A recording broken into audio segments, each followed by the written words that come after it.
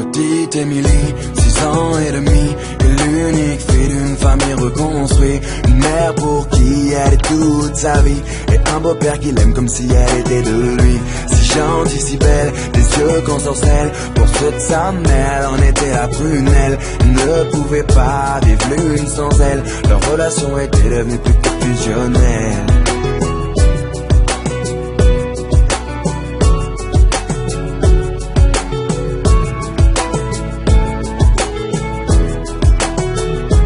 Petite Émilie, à 8 ans passés, rien n'a changé sauf qu'elle a déménagé. Fini la campagne isolée, elle vit maintenant en ville car sa maman fut mutée. Une nouvelle école, de nouveaux amis, elle ne mit pas longtemps à s'adapter à cette vie. Du haut de ses 8 ans, on peut dire qu'elle est ravie, car tout va pour le mieux pour petite Émilie.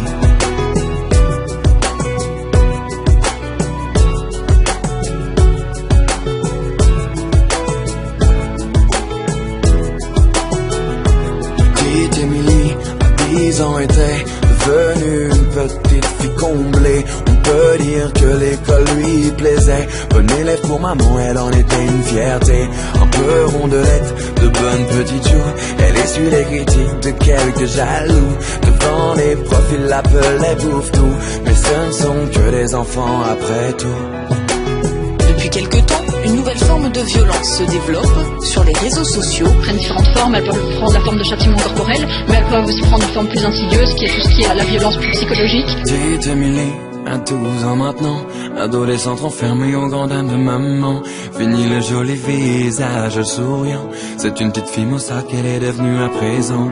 Faut dire qu'au collège, tout avait changé. Trop d'élèves ne faisaient que de se moquer. Partout elle se sentait rejetée, tantôt frappée, tantôt injuriée. Elle se demandait comment faire face. Elle était devenue le souffle-douleur de la classe. Sur les réseaux sociaux, ils l'appelaient la dégueulasse. Des photos d'elle tournées montrant son ventre qui dépasse. Ne sachant pas comment faire ni comment réagir à cet enfer. Par honte et ne voulant pas affoler sa mère, petite Émilie décida de se taire. Mais un soir de décembre, petite Émilie rentra chez elle dénudée. Ses camarades, tous ensemble, l'avaient enfermée dans le vestiaire pour la toucher. C'en était trop pour elle, trop qu'elle ne puisse encore supporter.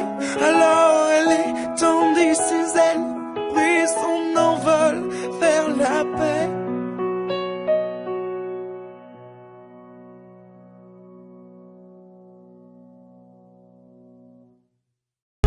Petite Émilie, à 10 ans, était devenue une petite fille comblée. On peut dire que l'école lui plaisait. Bonne élève pour maman, elle en était une fierté. Un peu rondelette, de bonnes petites joues. Elle essuie les critiques de quelques jaloux. Devant les profs, ils l'appelaient bouffe-tout.